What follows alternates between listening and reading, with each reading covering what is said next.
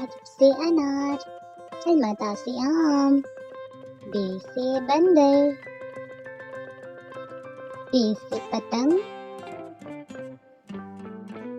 ते से ताला, ते से टमाटर, से समर, जीम से जहाज, चे से चिड़िया, हे से हुक्का,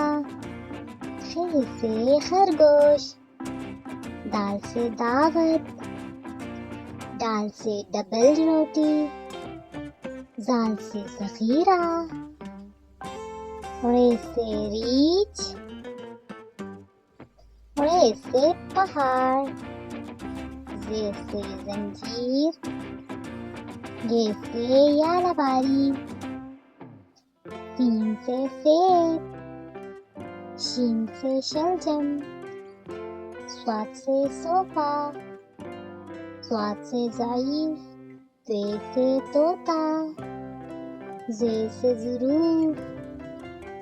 ऐन से ऐनक, गैन से गुब्बारा, फ़े से फुवारा, क़ाफ़ से कलम, काफ से किताब, घास से गाजर, लाम से लड्डू, मीम से मोर, नून से नाशपाती, वाव से वरक, हा से हाथ,